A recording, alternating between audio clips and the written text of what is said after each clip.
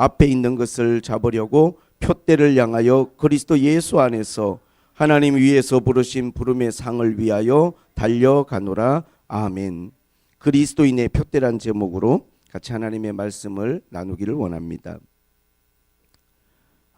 우리가 하나님을 이렇게 믿고 섬기는 우리 믿음의 최종 목적지가 뭐냐, 목표가 뭐냐, 그걸 확실하게 우리가 모두가 알아야 되고, 우리 아이들도 왜 이렇게 열심히 우리 교회를 다니고 하나님 믿어야 되는지, 이 믿음의 최종적인 목적지가 뭔지를 우리가 공유하고 그것을 우리가 붙들어야 될 줄로 믿습니다. 그것은 뭐냐 하면 부활에 참여하는 거예요. 부활에 참여하는 거. 정확하게 말하면 첫 번째 부활에 참여해야 돼요. 부활은 두 번이 있는데, 첫 번째 부활은 하나님 앞에 구원의 부활이지만 두 번째 부활은 심판의 부활이에요. 이 첫 번째 부활에 참여하기 위해서 우리가 이 믿음의 싸움을 싸우고 열심히 신앙생활을 하고 있는 것입니다. 복음의 핵심이 뭐냐? 복음의 핵심은 예수님의 부활이에요. 예수님이 죽었다가 다시 살아나셨다는 이 사실이 복음이에요. 올해 우리는 큰 슬로건으로 복음을 알자라고 이야기했습니다. 복음을 알고 전하자. 예수님이 죽었다가 살아나셨다라고 하는 게 어떤 의미인지를 우리 정말 모든 성도들이, 또 우리 학생들이 깊이 깨달아야만 우리가 하고 있는 신앙생활과 믿음에 대한 이 정체성이 흔들리지가 않아요. 부활이란 게 믿음의 최종 목적지고 복음의 핵심입니다. 예수님이 죽었다가 다시 살아나셨다는 것. 고린도전서 15장 말씀을 좀 한번 띄워주세요. 고린도전서 15장에 보니까 한번 같이 읽어보겠습니다. 15장 17절. 그리스도께서 다시 살아나신 일이 없으면 너희의 믿음도 헛되고, 자 여기 한 줄 보니까 주님이 다시 살아나셨다라고 하는 부활이 없으면 우리 믿음은 헛된 거예요. 이렇게 믿어서 우리가 뭘 얻을 수 있겠어요? 마음의 평안? 이 땅에서 축복? 그런 거 믿음을 통하지 않고도 얼마든지 우리가 노력해서 얻을 수 있는 것들이에요. 좋은 책 읽고 좋은 사람 만나서 얼마든지 우리가 마음의 평안도 얻고 이 세상의 행복을 누릴 수 있는 것들이에요. 그러나 부활이라고 하는 것은 이 세상 어디에서도 얻을 수 없는, 오직 예수 그리스도만이 부활의 소망이시고 부활의 첫 열매고 부활이신 거예요. 예수님이 만약에 다시 살아나시지 않았다면 우리 믿음은 헛거예요. 그리고 그 다음에 너희가 여전히 죄 가운데 있을 것이요 또한 그리스도 안에서 잠자는 자도 망하였으리니, 만약에 예수를 믿다가 죽은 자가 있다면 그 사람들 망한 거예요. 그냥 소망이 없어요. 뭐로 고생하면서 예수 믿고 시간 들여서 심지어 순교하고 그 많은 인생을 다 들여 예수 믿다가 죽은 사람들은 다 여기 보니까 망한 거예요. 망한 거야. 끝난 거예요. 그냥 믿고 있는 우리도 헛된 거고 믿다가 죽은 자들도 망한 거예요. 또한 19절에 만일 그리스도 안에서 우리가 바라는 것이 다만 이 세상의 산풀이면 모든 사람 가운데 우리가 더욱 불쌍한 자니라. 만약에 우리가 예수를 믿는 것이 이 땅에서 잘 되기를 바라는 그 마음이라면 우리는 정말 이 세상에 가장 불쌍한 사람이에요. 우리가 믿는 것의 믿음의 정말 정체성은 뭐냐? 부활이 있어요. 부활. 예수님이 죽었다가 살아나신 것처럼 우리가 예수를 믿어서 얻고자 하는 가장 우리의 삶의 가장 간절한 바람은 부활에 참여하는 거예요. 예수님은 30년을 평범하게 사셨어요. 우리도 평범하잖아요. 얼마나 평범하셨는지, 30년 동안 뭐 했는지 성경에 기록도 없어. 그냥 아버지 도와서 목수일하고 그냥 살았겠죠. 그러다가 주님의 인생에 격동이 치는 순간이 있어요. 사역에 들어가시고 공생에 들어가시면서 마지막 십자가 지실 때는 처참한 주님이 지경에 처하셨어요. 얼마나 많은 힘든 일들을 겪으셨는지 십자가 지시고 죽으셨죠. 그러나 여러분, 부활은 뭡니까? 가장 위대하고 가장 아름답고 화려하게 주님은 살아나셨어요. 부활의 주님은 왕이에요. 부활의 주님은 하나님이에요. 부활의 주님은 모든 사람이 그분 앞에 무릎을 꿇어야 될 존재예요. 왜 우리가 부활에 대한 기대를 갖느냐? 우리가 이 땅에서 평범하게 살아가든 아니면 우리가 비참하게 살아가든 어차피 이 땅의 삶이라고 하는 것은 어느 누구에게든지 내가 원하는 걸 이룰 수 있는 삶이 아니에요. 그러나 우리가 부활에 참여한다면 그것은 영원한 것이고, 그건 위대한 것이고, 그것은 아름다운 것이고, 그건 최고의 것이란 말이에요. 오늘 저는 이 부활에 대해서 가장 많이 이야기한 사람이 사도 바울인데 왜 사도 바울이 이토록 부활에 대한 말씀을 많이 하셨을까? 사도 바울의 글 속에 특별히 오늘 저는 본문에 있지 않지만 바로 그 앞에 어떻게 해서든지 죽은 자 가운데 부활에 이르려 한다 그랬어요. 어떻게 해서든지. 사도 바울의 이 신앙의 핵심은 뭐냐면요, 어떻게 해서든지 내가 부활에 이르는 거예요. 거기 참여하는 거예요. 어떻게 해서든지. 이 어떻게 해서든지라고 하는 이 단어를 한번 묵상을 해봤어요. 어떻게 해서든지. 우리가 어떻게 해서든지라고 하는 말은 이유 요하를 막론하고 다른 모든 것들을 다 생략하더라도 거기에 완전히 집중되어 있는 것이고 거기에 완전히 내 마음이 거기에 가 있는 거죠. 어떻게 해서든지. 여러분이 살면서 어떻게 해서든지 하고자 하는 게 뭐가 있을까요? 어떻게 해서든지 이것만큼은 내가 진짜 꼭 내가 이것은 잡아야 될 것이고 붙들어야 될 거다. 어떻게 해서든지. 사도 바울은 그게 부활이라고 말했어요. 어떻게 해서든지 나는 죽은 자의 부활에 내가 이르려 한다는 거예요. 이 부활에 이르려고 하는 사도 바울의 이 마음이 본문에 녹아 있죠. 내가 이미 얻었다 함도 아니고 온전히 이루었다 함도 아니다. 뭘 얻었고 뭘 이루었단 말입니까? 부활은 이루어진 게 아니에요. 온전히 이루어진 것이 없어요. 부활은 앞에 있는 거예요. 나는 아직 붙잡은 것도 아니고 온전히 이룬 것도 아니라는 거예요. 오직 그리스도 예수께 잡힌 바 된 것을 잡으려고 쫓아가는 거예요. 달려가는 거예요. 그럼 예수님께 잡힌 그게 뭐냐? 부활이에요. 부활. 바로 앞에서 이야기했잖아요. 어떻게 쓰든지 주님의 부활에 내가 이르려 한다고. 사도 바울은요, 예수님의 부활을 자기 삶의 목표로 삼고 삶의 정말로 자기의 표대로 삼았어요. 표대를 향하여 그리스도 예수 안에 부름의 상을 위하여 달려가느라. 바울의 표대는 뭐냐? 주님의 부활에 나도 참여하겠다는 거예요. 예수님 부활하신 것처럼 나도 그 부활에 참여하는 자가 되겠다라고 하는 열망을 가지고 사도 바울은 자기 일생을 달려간 거예요. 뒤의 것은 잊어버려요. 왜? 그것은 부활과 상관이 없는 것들이. 부활은 앞에 있어요. 아직 내가 붙잡지 못했어. 죽어야만 이룰 수 있는 것이고 이 세상의 삶이 다해야만 도달할 수 있는 것이니까 그 부활을 향해서 가장 달려가고 있는 거예요. 어떻게 쓰든지 부활이 이른다. 전 그렇게 생각을 해봤어요. 어떻게 쓰든지 내가 이 땅을 살아가면서 이루고 싶은 게 뭐가 있을까? 모든 생각을 집중하고 모든 방법을 동원해서 내가 이루어야 될 표대, 내가 붙잡아야 될 그거, 나를 사로잡는 것, 어떻게 해서든지. 물론 세상 사람들이 있겠죠. 그런 것들이. 그게 성공일 수도 있고 사랑하는 연인일 수도 있고. 그러나 저는 여러 번 설교했습니다. 그런 것들이 나의 붙잡아야 될 목표가 될 때 그건 나의 우상이 되는 거라. 사도 바울은 분명히 예수 그리스도의 부활에 참여하고 그 부활에 이르는 것이 내 삶의 믿음의 신앙의 내 인생의 목표라고 오늘 본문에서 이야기하고 있습니다. 부활신앙이라는 게 뭘까요? 부활신앙이라는 게 이 부활의 믿음을 갖고 살아간다는 것. 오늘 여기 본문에 보니까 이미 얻었거나 온전히 이룬 게 아니라는 거예요. 우리는 안일하게 살아서는 안 돼요. 이만하면 먹고 살만하고 내가 이만하면 그냥 웬만큼 이루어서 나 욕심 부리지 않고 이렇게 살면 돼. 그거 아니에요. 우리는 어느 누구도 지금 부활에 이른 사람이 없어. 어느 누구도 여러분 부활을 붙잡은 사람이 없어. 부활은 저 앞에 있어요. 그것을 위해서 사도 바울은 달려가는 거예요. 부활신앙이라고 하는 것은 이미 얻었거나 온전히 이룬 것이 아닌 거예요.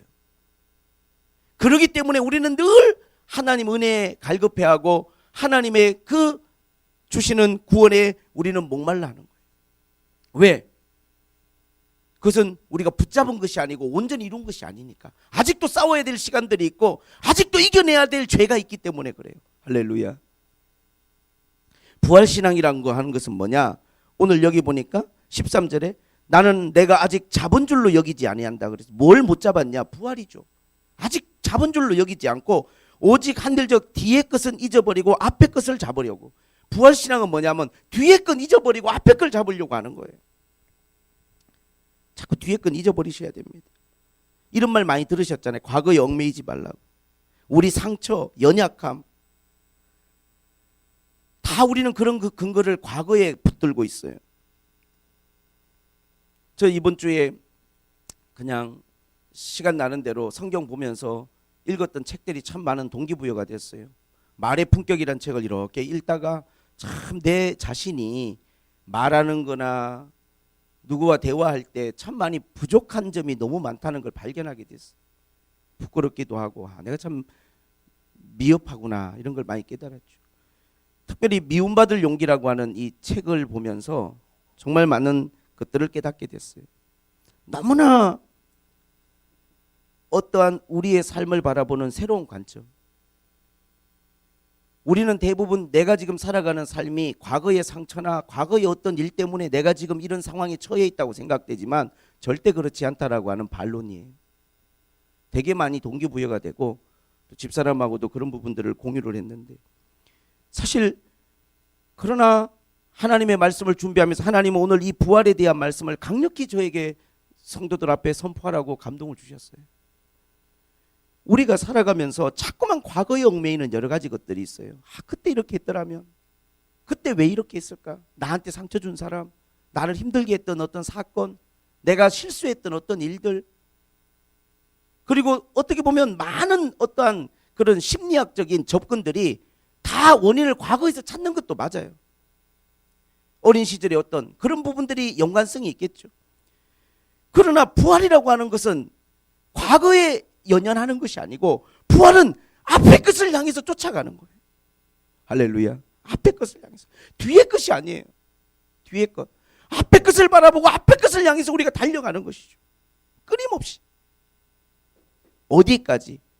내가 부활에 도달하고 부활에 이를 때까지 앞의 것을 향해서 예수 그리스도를 바라보면서, 그분의 부활을 바라보면서, 그분의 구원을 바라보면서 자꾸만 내 앞에 표대를 향해서 나아가는 거예요.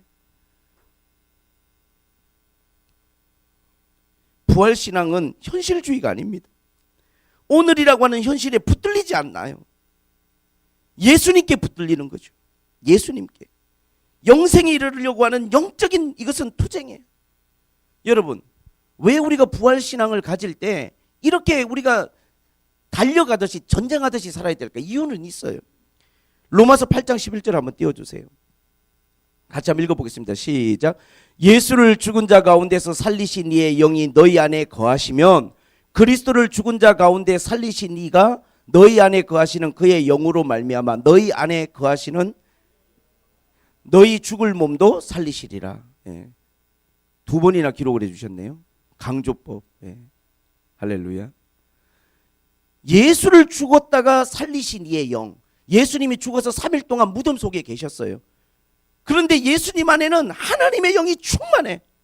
여러분, 사람의 몸이 죽고 호흡이 끊어졌다고 그게 죽은 게 아니고, 예수님 안에는 하나님의 영이 충만하니까 3일이 지났지만 그 하나님의 영이 예수님을 다시금 일으키신 거예요. 우리 오승용 목사님 이야기를 나눴는데, 정말 일요일날 밤에 가서 보니까 그냥 식물인간이었어요. 손을 잡고 발을 잡았는데 얼음장처럼 차가워. 사람의 몸이 살아있는데 이렇게 차가울 수가 있나? 내가 그랬어요. 왜 이렇게 몸이 차갑냐고. 그냥 완전히 우리가 이런 드라마나 보면은 정말 코마 상태에 빠진 사람의 딱 그 모습이었어요. 정말 깨어나게 해달라고 간절히 기도했는데 정말 기적처럼 이틀 만에 깨어나서 목요일 날은 저한테 카톡을 보냈더라니까요. 중마고우의 신의를 이렇게 지키면서 살아갈 수 있어서 너무 감사하다. 뭐 이렇게. 참 내가 얼마나 감격한지. 세상에 죽을 줄 알았던 친구가 살아났어. 어떻게 살아났을까? 저는 그렇게 믿어요. 그 안에 있는 하나님의 영이 그를 일으키신 거라고 믿습니다. 우리가 부활에 어떻게 참여하는 줄 아세요? 부활에 참여하려면 예수를 죽었다가 다시 살아나게 하신 그 영이 우리 안에 있어서, 우리도 언젠가 이 세상을 떠나고 죽었다 할지라도 그 영이 우리를 일으키시고 살리시는 거란 말이에요.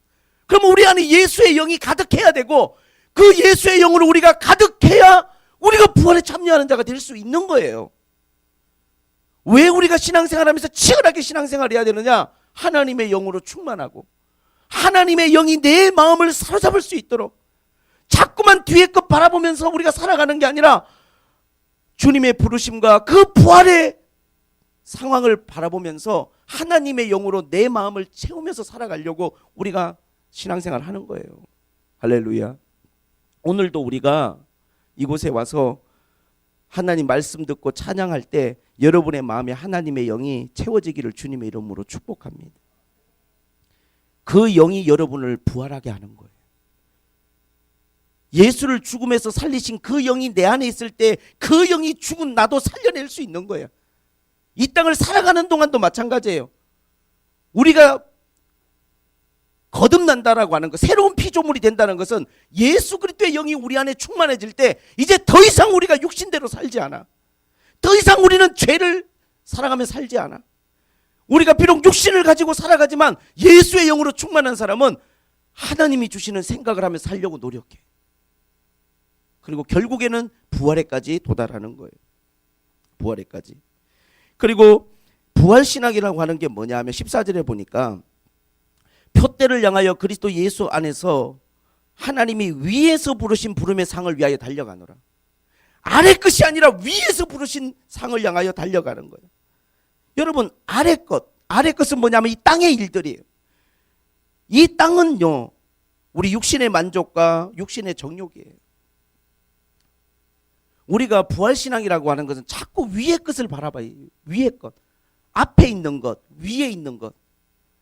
그러나 우리가 육신의 삶이라고 하는 것은 자꾸만 뒤에 있는 것, 땅에 있는 것을 바라보게 돼 있어.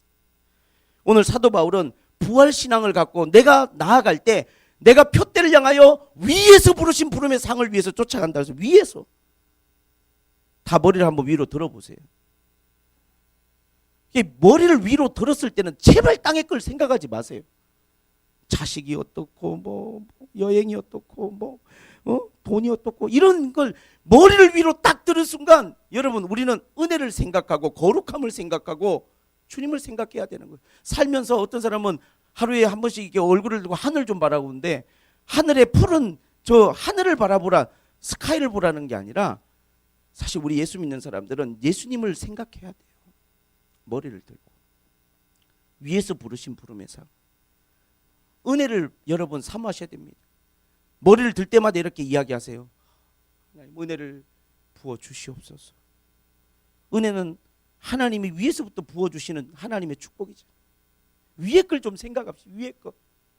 저도요 아무리 내가 목사지만 사람인지라 항상 눈을 뜨고 내 자식들 바라보고 내 모든 상황을 바라보고 교회를 바라보고 나를 바라보면 땅의 걸 바라보면 시험 들어버려. 시험 들어. 너무 힘들어. 근데 어쩔 수 없는 내가 이 땅을 디디고 살아가니까 그럼에도 불구하고 우리는 내 소속이 하늘에 속했다라고 믿고 자꾸만 시간 나는 대로 하늘을 바라볼 때마다 부활을 생각하고 하나님 은혜를 생각하고 주님의 거룩을 생각하면서 여러분 살아가야 될 줄로 믿습니다. 부활신앙은요 땅의 것이 아니라 위의 걸 바라보는 거예요. 위의 거. 자꾸 위의 걸 바라보셔야 됩니다. 제가 뭐 책 읽은 것을 여러분한테 뭐 자랑하려고 이야기를 하는 게 아니라 책 같은 거 읽다 보면 좋은 책 읽다 보면 막 진짜 좋아요. 되게 이렇게 나한테 동기부여도 많이 되고 그러나 땅에 아무리 좋은 책을 읽고 아무리 좋은 여행지에 가서 여행을 해도 그것이 거룩이고 그것이 부활과 연관되는 것은 없죠. 작은 우리에게 도움이 될 뿐이지. 내가 오늘 여러분들에게 여기 교회 모아놓고 그런 교양 강의를 하거나 여행지 소개하면 되겠어요? 하나님은 여러분들에게 이 말을 전하라 했어요. 우리 믿음의 최종 목적지는 부활이고 우리가 만약에 부활에 참여하지 않으면 우리 믿음이 헛된 것이고 예수 믿다 죽은 자는 망한 것이고 우리는 정말 불쌍한 사람이 될 수밖에 없는 것이다. 부활이라고 하는 단어가 오늘 우리 아이들의 마음속에 좀 심어졌으면 좋겠어요. 우리 믿음의 정체성이 부활에 참여하는 거고 예수님의 복음이 죽었다가 다시 살아나신 부활에 거기에 있는 것이니까. 카톡 이렇게 보다 보면 이름이 있고 이렇게 있잖아요. 이번 주에 우연히 그냥 저녁에 이렇게 카톡을 보다가 그냥 카톡 사진 찍어 이렇게 딱 검색하면 누르면 이렇게 사진들 올라와 있고 카스 이렇게 있잖아요. 어떻게 하다가 이번 주에는 그런 시간이 있어가지고 쭉 한번 봤는데 보니까 진짜 결혼하신 분들은 온통 자녀들 사진. 또 결혼 안 하신 분들은 셀카. 셀카. 또 좀 이렇게 좋은 데 다녀오신 분들은 여행지 가서 찍은 사진 보면서 참 아름답고 예쁘고 다 이렇게들 살아가고 있구나 그런 생각을 했어요. 그러나 또 한편으로 저는 그런 마음이 들었어요. 정말 우리 그리스도인들의 정말 표대는 어쨌든 하늘에 있는 것이고, 우리가 땅을 디디고 살아가지만 항상 부활에 이르고 부활에 참여하려고 하는 그 정말로 열망이 어찌 하든지 내가 거기에 도달하려고 하는 간절한 마음이 우리 안에 있지 않으면 안 된다. 부활이 사라지면 어떻게 되는 줄 아세요? 신앙이 약해지더라고. 이 부활에 대한 마음이 없고 부활에 대한 사모함이 없는 사람들을 가만히 보면요, 신앙이 약해져 버려. 뭐 기도도 열심히 안 하고 그냥 예배 우리가 대한 열심도 사라지고. 왜? 부활 신앙이 약해지니까 신앙 전반이 다 약해져 버려. 그러나 우리 마음속에 부활에 대한, 정말로 부활에 대한 마음이 뜨거워지면 모든 신앙생활이 강해지고 모든 신앙생활이 뜨거워져요. 우리 마음이 거기에 맞춰지면. 부활신앙을 가져야만 이게 영생으로 이어지고 이게 천국으로까지 이어지는 것이기 때문에 부활신앙을 갖지 않으면 우리 신앙생활이 그냥 어느 순간 형식적인 신앙생활이 되어버리고 마는 거예요. 우리 이렇게 학생들을 보거나 이러면 왜 우리 아이들이 신앙에 집중하지 못할까? 마음에 부활이라는 이 글자가 없어. 그거에 대한 사모함이 없어. 아마 나이가 젊어서 그런지, 아직 어리니까 그러겠죠. 죽음을 생각하거나 부활을 생각할 만큼 그런 마음에 아직 그런 나이가 아니라 그럴 수 있을 것 같아요. 그러나 부활을 생각하는 사람들의 마음은 뜨거워요. 부활을 생각하고 주님의 부활에 참여하고자 하는 사람들의 신앙은요, 기도는 뜨거워요. 그들의 찬양은 다릅니다. 제가 그 선교지 갔을 때 사진은 제가 뭐 안 띄우는데 가장 인상적인 곳 중에 하나가 빌라델비아였어요. 빌라델비아를 가서 제가 왜 인상적이었냐 하면, 터키가 지진이 진짜 많이 나거든요. 지진 때가 2개가 지나가. 얼마나 지진이 많이 나는지 웬만한 문화유산이나 좋은 데 가면 다 지진 나갖고 무너져 있어요. 전부 다 온 나라가 지진으로 다 이렇게 피폐해요. 다 그거 발굴하고 있어. 근데 가장 그 중에서도 지진이 많이 나는 곳이 어디냐? 빌라델비아라는 곳이에요. 빌라델비아는 터키에서도 가장 지진이 많이 나는데 한 8번 정도 강한 지진이 와서 정말 웬만한 건 다 무너졌어요. 그런데 신기한 게요, 이 지진이란 게 믿는 사람 믿지 않는 사람 가리지 않고 오잖아요. 어떤 빌라델비아 지역에 지진이 와버리면 다 무너져 버리고 초토화가 되잖아. 그러니까 빌라델비아에 사는 사람들 일단 집을 좋은 집을 안 지어. 왜? 지어봤자 지진 나면 다 무너져 버릴 걸 뭐. 그렇잖아요? 아니 지진이 수시로 나는데 좋은 집 지으면 뭐해? 무너지면 억울하기만 하지. 그러니까 집을 잘 짓질 않고, 그러다 보니까 사람들이 자꾸만 이 땅에 대한 불안함과 두려움이 많다 보니까 신앙생활이 자꾸 저 하늘을 바라보게 돼서 빌라델비아 교회는 칭찬받는 교회가 됐다는 그러한 이야기들이 있어요. 여러분, 이 땅에 고난이 많을수록, 이 땅의 삶이 불안정할수록 우리는 낙심할 수도 있지만 믿음이 강해질 수도 있는 거예요. 자꾸 하나님 바라보는 거죠. 자꾸 하나님 바라보는 거예요. 왜 빌라델비아 교회가 그렇게 형제 사랑이 많았나 봤더니요, 그 지역은 지진이 많이 나면서 가난한 곳이에요. 작은 동네고. 그러다 보니까 그러면 그럴수록 사람들이 서로를 위하는 마음.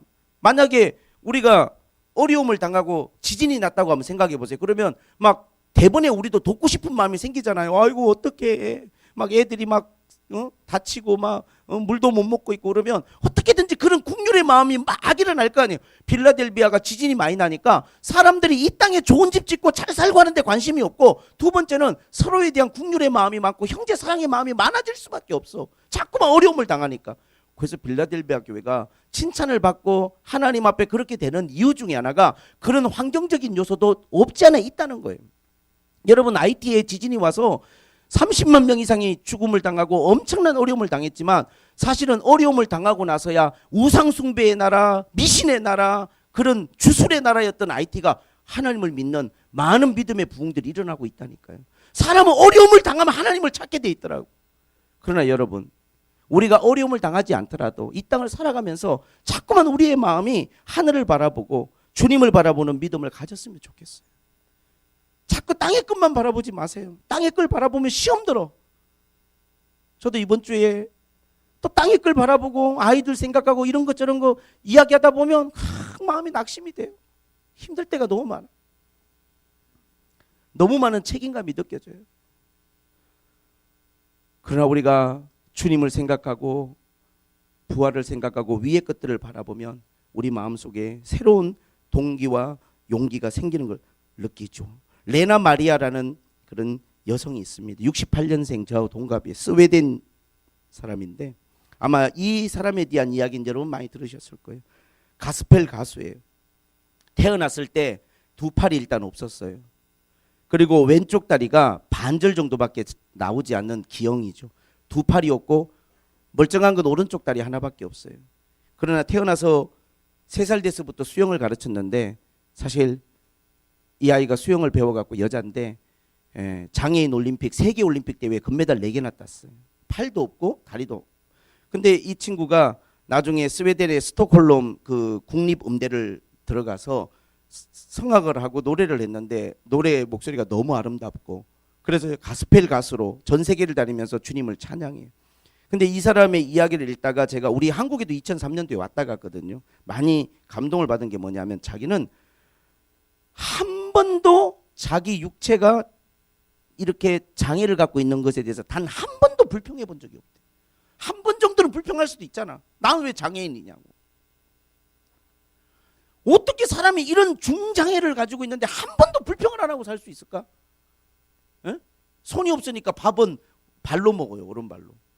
오른발로 다 해. 운전도 다 하고 발 하나밖에 없으니까 왼발은 요만큼밖에 안 되거든요. 손이 없고 왼발로 운전하고 설거지는 또 왼발하고 이렇게 입하고 해가지고 하고 다 해요. 운전도 하고 그림도 그리고 피아노도 치고 수영은 금메달 4개나 따고 자기는 장애인이라고 자기 생각해 본 적이 없대. 그냥 다른 사람하고 삶의 조건이 좀 틀리다고만 생각했지.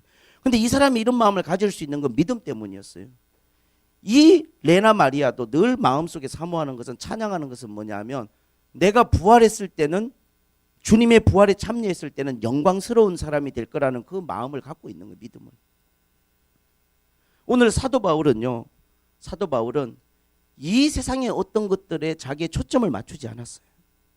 오직 사도 바울은 내가 붙잡으려고 하는 거, 내가 하나님 앞에 표대로 삼고 있는 것은 예수 그리스도의 어떻게 쓰든지 그 부활에 내가 이르려 하는 거예요. 어떻게 쓰든지. 여러분 교회를 다니고 신앙생활하면서 그런 간절한 마음이 없으면 아니 내가 부활에 대한 그렇게 사모하는 마음이 없으면 어떻게 부활이 내 부활이 될 수 있겠어요? 우리가 교회를 다니면서도 땅의 것을 바라보고 뒤의 걸 바라보고 그렇게 우리가 살아간다면 어떻게 그 부활이 나의 부활이 될 수 있겠냐고. 정말로 부활의 신앙을 가진 사람은요 자꾸 위를 바라봅니다. 내가 가지고 있는 현재의 여러 가지 어려운 상황 때문에 좌절하지 않고 긍정적인 마인드를 가져. 왜? 예수님은 십자가의 고난을 당하셨지만 부활하심으로 말미암아 모든 사람의 주가 되신 것처럼 우리가 주님의 부활에 참여할 때는 정말로 그 왕이신 주님과 함께 온 세상을 통치하고 다스리는 주님의 신부가 될 것이고 우리는 주님의 통치자가 된다고 주님이 약속하셨기 때문에 우리는 그 주님의 약속을 붙들고 긍정의 마인드로 살아갈 수 있는 거예요. 비록 삶에 어려움이 있다 할지라도. 이 이야기의 아름다운 마무리를 사도 바울은 어떻게 하냐 하면 그 밑에 읽어보면 우리의 시민권은 하늘에 있다 이렇게 이야기했어요. 우리의 시민권은 하늘에 있다. 너무 멋있는 말이야. 여러분 생각해 보세요. 우리 여기 성도님 중에 누가 이민을 가려고 계획해? 예? 죄송합니다. 계획도 안 하고 제일 계획을 안 하실 것 같은 분을 언급해야겠네요. 우리 장 집사님이 갑자기 이민을 가려고 계획을 해. 근데 이민을 갔다가 목사님 저는 한 6개월이나 1년 있다가 이민 지금 계획하고 있습니다. 근데 저분이 이민을 계획하고 있는데 여기 땅 보러 다니겠어요? 이제 이 나라 떠나는 건데 목사님 전쟁도 난다고 하고 저는 그냥 전쟁 없는 나라로 가서 이민 가서 살겠습니다. 이렇게 이야기했는데 갑자기 땅 보러 다니고 갑자기 무슨 건축하고 이러면은 말이 앞뒤가 맞아요, 안 맞아? 안 맞잖아. 안 맞잖아. 이민 갈 사람은 어디에 대해서 알아봐야 돼? 내가 가서 사는 그 나라에 대해서 알아봐야지. 내가 여기 이제 살 거 아니니까. 좀 있으면 떠날 건데 내가 왜 여기 땅을 알아보고 여기 관심을 가져? 이제 나는 떠나는 건데 이민 가는데 내가 가서 살 나라는 어떤 나라인지, 거기는 어디 뭐가 있는지, 어떻게 편한지, 어디가 좋은지, 어디 학교가 좋은지 이런 걸 알아보는 게 맞는 거잖아. 이게 앞뒤가 맞잖아. 이민 간다고 해놓고 그쪽은 하나도 관심 안 갖고, 이민 간다고 한 사람이 여기서 집 보러 다니고 땅 보러 다니고 건축하고 있고 이러면은 이게 말이 되냐고. 이민 가는데 그런 걸 왜 하냐고. 사실 우리 예수 믿는 사람들은요, 진짜 부활신앙을 가지면 이 땅을 살아가지만 정말 우리의 관심사가 거기에 있어야 돼. 맞는 거예요, 그게. 우리 시민권이 거기 있으니까. 나도 목사지만 목회자들이요, 지나치게 설교를 이렇게 하면서도 많이 가지려고 하고 가지는 것 때문에 싸우고 그런 것 때문에 사람들 시험 들게 하는 것은요, 저는 그것은 맞지 않다고 봐요. 이단들이 꼭 그러잖아. 성도들한테 종말이 왔습니다 해서 헌금 다 걷어갖고 자기 통장에는 50억을 넣어놨어. 그 다미성교회 이장님이라고. 예? 이장님. 그분이 나중에는 사기죄로 고소당했다니까. 10월 며칠 날 주님 오신다고 막 해갖고 다 그냥 막 제주도에서 올라오고 사람들이 전부 다 막 다 헌금하고 이제는 주님 오시는데 막 소잡아서 파티하고 그냥 헌금하고 다 했는데 나중에 안 왔잖아, 그날. 그래서 실망한 막 사람들이 막 다른 날 또 잡고 또 모이는 그냥 막 이렇게 모임들이 생겼지만, 일부는 이제 재산을 바친 사람들은 이게 속았다는 느낌이 드니까 사기죄로 고소해갖고 나중에 검찰에서 통장 압수수색하고 했더니 이장님 씨가 자기 통장에 50억을 넣어놓은 거야. 아니 주님 오신다고 성도들한테 말해놓고 자기는 왜 50억을 거기다 넣어놨냐고. 이게 말이 돼 안 돼? 그런 게 사기인 거예요. 그게 사기인 거야. 우리가 신앙생활하면서 정말로 여러분들이 하늘의 소망을 가지고 부활의 신앙을 가지고 살아간다면 거기 투자하세요. 하나님 나라에 투자하시라고. 저 아까 찬양하다가 갑자기 눈물이 나서 눈물을 흘린 게, 죄송합니다. 이게 여러분에게 자랑처럼 들려도 제가 정말로 용서를 구하는 것은 그런 의미로 하는 건 아니에요. 제가 결혼할 때 정말로 돈이 없었어요. 하나도. 빵원이었어요. 진짜 시골에 가 있는데 결혼을 하는데 어머님이 집사람한테 반지하고 목걸이라도 예쁜 거 하나 사주라고 350만 원을 주시더라고. 보라한테 반지하고 목걸이 사주라고 350만 원. 그런데 내가 가서 가 있는 시골 교회가, 제가 가 있는데 사택이 비가 새요. 그릇을 4개나 놔뒀어. 안방에 2개, 거실에 2개. 비가 떨어져 갖고. 비가 똑똑 떨어져요. 그 그릇이 아침 되면 비 오는 날 한가득 차. 아니 목걸이 반지가 중요한 게 아니라 신혼집인데 비가 새면 안 되잖아. 하고 집사람한테 제가 아주 조심스럽게 이야기했어요. 여보가 아니지 그때는. 뭐라 불렀는지 기억이 안 나네. 우린 자기야 이런 말은 잘 안 했는데, 하여튼 자매님이라고 했나 보라야라고 했나 하여튼 하면서, 저기 어머님이 반지하고 목걸이를 사주라고 돈을 조금 주셨는데 내가 가난한지 아니까 이걸로 반지하고 목걸이를 사도 되지만 사택이 비가 새고 교회가 너무나 형편이 없고 창문이 다 깨지고 막 이러니까 이걸로 교회 공사를 좀 하면 어떨까, 집을 좀 꾸미는 게 낫지 않을까. 집사람이 그렇게 하라고, 나중에 사주라고. 집사람은 오케이 했지만 장인 장모님이 얼마나 어이가 없겠어요. 결혼하는데 폐물도 하나도 안 해주고. 그 350만 원을 가지고 우리 교회 목수하는 형제님 한 분하고 보름 동안요, 결혼식이 내일인데 오늘까지 저 정말 페인트 칠이죠. 15일간 결혼식 날 가는데 얼굴이 새까맣게 봄에 15일간 막 지붕 올라가서 공사하고 그냥 페인트 집 다 칠하고 이제 신혼집 꾸민이라고 마음에 기뻐갖고 결혼식 전날까지 일하다가 결혼식 날 내려갔는데 제 토인인 줄 알아. 토인. 이 메이크업 하는 분이 정말, 그래서 우리 집에 결혼 사진을 보신 분이 아무도 없어. 우린 결혼 사진을 부끄럽게 생각해요. 결혼 사진이 결혼 사진 같지가 않아. 나이는 50인데 한 80 먹은 옛날 분들 결혼한 것처럼 이렇게. 그래 저는 아까 눈물이 났던 게 뭐냐 하면 아내한테 되게 고맙고 미안했지만 하나님 앞에 그때 제 작은 옥합을 깨뜨렸던 때였어요. 그리고 제가 목사가 3년 있다가 목사가 될 때 사람들이 와가지고 축하한다고 헌금을 100만 원 해주고 갔어. 이게 모으니까 100만 원. 그걸로 교회 담장 울타리 공사하는데 집사람하고 상의해서 그 울타리 공사하는데 100만 원을 전액 다 헌금했어.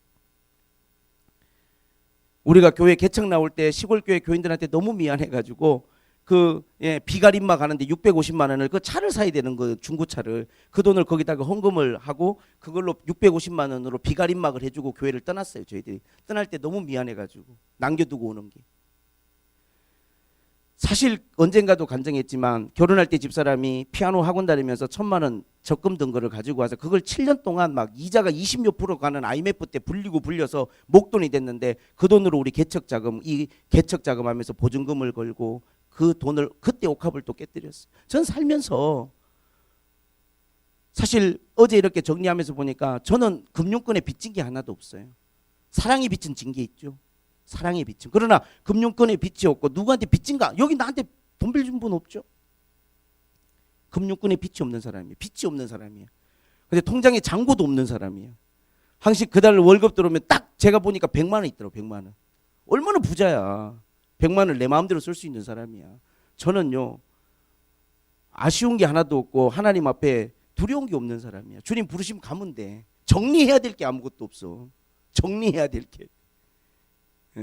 뭘 이렇게 정리하고 말 게 없기 때문에 너무 저는 삶이 깔끔해요. 근데 제가 여러분에게 드리고 싶은 말씀은 그거예요. 저는 또 하나님이 저한테 축복을 주시면 모아서 정말 주님 앞에 멋있게 옥합을 깨뜨리고 싶어요. 왜냐하면 내가 하나님 앞에 가지고 있는 내 삶의 표대와 목표는 하나님 앞에 있기 때문에 그래요. 이번 주에 한강에 이 야외 수영장에 한번 은우 데리고 셋이 물놀이를 갔는데 우리 3명 입장료가 세상에 다둥이 카드 6,000원이더라고. 우리 3명 입장료가 6,000원 내고 막 한 4시간 거기서 막 은우가 막 물놀이 신나게 하고 통닭 한 마리 먹고 제가 집사람한테 한 6시 반쯤 돼서 이제 끝날 때 한강 뷰가 너무 좋잖아. 그 앞에 고층 아파트들이 있고 여보 하와이 어때? 야 진짜 하와이 여행 끝내준다 제가 그랬어요. 그랬더니 막 어이가 없어가지고 웃으면서 그런데 좀 해운대 느낌은 난다고. 옆에 고층 아파트들이 있고 앞에 이렇게 강이 딱 있으니까. 여러분 저는 진짜 여러분한테 이게 여러분에게 목사님 무슨 저렇게 자랑하시네 이렇게 생각할지 몰라도 전 우리 아이들이 정말 그 마음을 가졌으면 좋겠어요. 자기를 위해서 살지 않고 하나님이 나에게 힘 주시는 대로 은혜 주시는 대로 주님을 위해서 내 자신을 여러분 앞에 드리면 부활 때 주님이 여러분을 정말로 칭찬하시고 상 주시고 주님이 높여주실 줄로 믿습니다. 사랑하는 우리 성도 여러분이 우리의 시민권은 하늘에 있어요. 여기서는 우리가 영원히 살 곳이 아니고 언젠가는 우리는 떠나가야 될 사람들입니다. 우리가 이 땅을 살아가니까 이 땅의 삶에 대해서도 우리가 관심을 가져야 되지만 정말로 어떻게 해서든지 여러분이 도달하려고 하는 것은 부활이어야 돼요. 특별히 우리 학생들. 여러분이 부활에 참여하는 자가 되려면 여러분의 마음이 그리스도 영으로 충만해야 돼. 나를 부활케 하시는 것은 내 안에 있는 하나님의 영이에요. 그 영이 나를 다시 살리고 나를 부활하게 하는 거예요. 부활의 영이죠. 여러분들이 오늘 예배 와서 정말 이 시간에 하나님 앞에 사모해야 될 것은 하나님의 영으로 나를 채워주셔서 정말로 그 부활에 참여하는 자가 되게 해달라고 여러분 하나님 앞에 기도하시기를 주님의 이름으로 축복을 드립니다. 이 땅은 우리가 영원히 살 곳이 아닙니다. 전쟁에 대해서는 잘 모르겠어요. 그러나 안전한 것이 아니에요. 우리가 살아가는 세상이 안전하지 않아. 한 주 살면서도 여러 가지 기도 부탁을 받습니다. 위험한 세상입니다. 여기에 여러분 마음을 두지 말고 자꾸 여러분 우리 그리스도인들의 표대는 우리의 시민권은 하늘에 있다는 걸 잊지 말고 반가운 사람, 보고 싶은 사람 그곳에서 만나게 되기를 주님의 이름으로 축복합니다. 영원히 우리가 하나님 앞에서 만나는 것이고 거기서 모이는 것입니다. 그 부활의 믿음이 오늘 깊이 여러분의 마음에 심어지고 여러분 스스로를 불쌍하게 자꾸 보지 마세요. 나는 너무나 불쌍해. 내 인생은 너무 처량해. 뭐가? 그냥 우리가 이 땅의 삶을 긍정적으로 바라보세요. 진짜 긍정적으로. 마귀는 자꾸 비참하게 이야기하지만 여러분은 정말로 하나님의 선택받은 사람이야. 특별한 종을 받은 사람들이야. 이 복음을 알고 부활의 소망을 가졌다는 것만으로도 여러분 너무나 특별한 사람들이야. 할렐루야. 특별한 사람이에요. 여러분들은 특별한 사람입니다. 여러분들은 긍정의 마인드를 가지세요. 끝난 게 아니에요. 아직 우리가 완전히 이룬 것도 아닙니다. 긴장하셔야 됩니다. 계속 영적 싸움 싸우면서 죄를 이기면서 우리가 주님의 부활에까지 어떻게 해서든지 도달할 수 있기를 주님의 이름으로 축복합니다. 성경 구절 하나 읽고 이제 기도 시간을 갖습니다. 야고보서 1장 22절을 읽고 같이 기도할게요. 야고보서 1장 22절. 너희는 말씀을 행하는 자가 되고 듣기만 하여 자신을 속이는 자가 되지 말라. 말씀을 행하는 자가 되고 듣기만 하여 자신을 속이는 자가. 계속 설교를 듣다 보니까 내가 굉장히 은혜로운 줄 알아. 내가 계속 말씀을 듣다 보니까 교회로 오다 보니까 스스로 속아요. 나도 신앙생활 열심히 하고 있다고. 너 우리의 삶에서 그 말씀에 내가 얼마나 실천하고 순종하며 살아가느냐가 핵심이에요. 부활신앙을 가진 사람들은 그렇게 실천하며 살아가야 돼요. 매일의 삶 가운데 기도를 잊지 않고 항상 하늘을 올려다보면서 항상 주님을 생각하고 부활을 생각하면서 살아가는 것이 그게 진짜 신앙이에요. 그런 거 하나 생각 안 하고 그냥 살아가면서 말씀을 듣고 사니까 내가 굉장히 은혜가 많은 사람인 것처럼 스스로 속지 말라 그랬어요. 기도하겠습니다. 하나님 아버지, 우리 사랑하는 성도들에게 오늘 부활이라는 두 글자가 임하기를 원합니다. 이것이 복음의 핵심입니다. 이것이 믿음의 종착역입니다. 우리의 표대입니다. 우리의 시민권은 하늘에 있습니다. 말과 삶이 달라서는 안 될 줄 믿습니다. 하늘의 소망을 가졌다고 하면서 이 땅에만 연연하고 이 땅에만 집착하고 땅의 끝만 바라보고 살아간다면 그것은 앞뒤가 맞지 않는 이야기일 것입니다. 정말로 부활의 소망을 가지고 있고 하늘의 소망을 가지고 있다면 우리가 하나님께 집중할 수 있어야 되겠습니다. 이 땅을 살아가면서도 낙심과 절망이 아니라 긍정의 마음을 가지고 부활의 소망을 가지고 주님이 우리를 선택하셨고 주님이 우리를 불러서 내 것을 만드셨으니 얼마나 감사한 일입니까?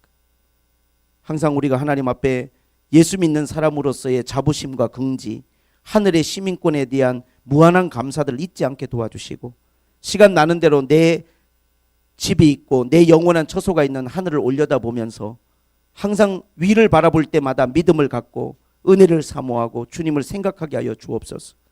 하루를 살면서도 몇 번이고 머리를 하늘로 들 수 있기를 원합니다. 어찌하든지 부활에 참여하고자 하는 마음을 갖게 되기를 원합니다. 예수님의 이름으로 축복하며 기도합니다. 아멘. 우리 찬양을 하나 드리고 기도 시간을 갖습니다. 아멘.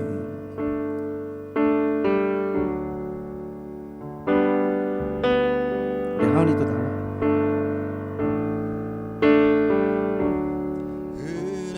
아니면 살아갈 수가 없네. 호흡마저도 다 주의 것이니 세상 평안과 위로 내게 없어도 예수, 오직 예수뿐.